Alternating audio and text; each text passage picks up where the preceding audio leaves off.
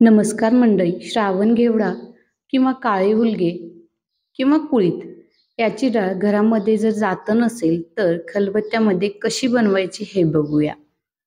काळे हुलगे गॅसवरती हलके गरम करून घ्यायचे, त्यांना जास्त भाजायचं नाही. त्यानंतर त्यांना थंड करायला ठेवून द्यायचं. जात्यामध्ये आपण धान्य ज्या प्रकारे भरडतो त्याच प्रकारे खलबत्त्यामध्येही भरडायचं आहे. जात्यामध्ये आपण धान्याचा थोडा थोडा घास टाकत धान्य भरडतो, तशाच प्रकारे खलबत्त्यामध्येही थोडे थोडे हुलगे टाकून खलबत्त्याचा जो बत्ता आहे तो व्हिडिओत दाखवल्याप्रमाणे गोल गोल फिरवत आपल्याला डाळ भरडायची आहे. त्यामुळे हुलग्यांचा चुराही होणार नाही आणि परफेक्ट डाळ बनेल. अशाच प्रकारे मी सर्व डाळ थोडं थोडं हुलगे टाकत बनवून घेणार आहे. मला पावशेर हुलग्यांची डाळ बनवण्यासाठी मला फक्त 10च मिनिटे लागली आहेत. तर सर्व डाळ मी बनवून घेते आणि सुपाने छान पाकडून घ्यायची. पाकडून घेतल्यानंतर आपल्याला छान स्वच्छ अशी डाळ भेटेल. या डाळीची आमटी चवीला इतकी अप्रतिम लागते. चला तर मग या डाळीपासून आमटी कशी बनवायची हे बघूया. 1 वाटी इतकी डाळ घेतली आहे मी.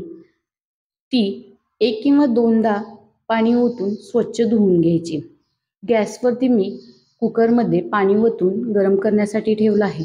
तर पाणी आता गरम झालं आहे. त्यामध्ये आपल्याला 1 चमचा इतकं तेल टाकायचं. त्यानंतर हळद आणि 1 मोठा चिरलेला टमाटर आणि धुतलेली डाळ टाकून कुकरला झाकण लावून द्यायचं.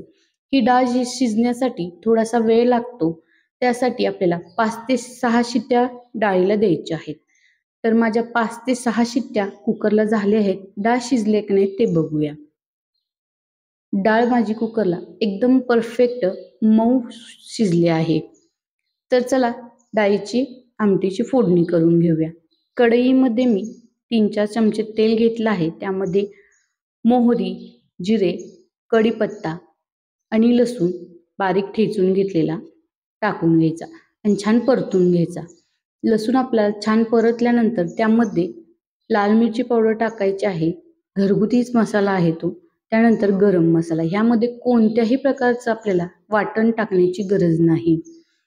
त्यानंतर शिजवलेली डाळ ओतून घ्यायची आणि एकदा पळीने पूर्ण ढवळून घ्यायची. त्यानंतर यावरती बारीक चिरलेली कोथिंबीर पसरवायची.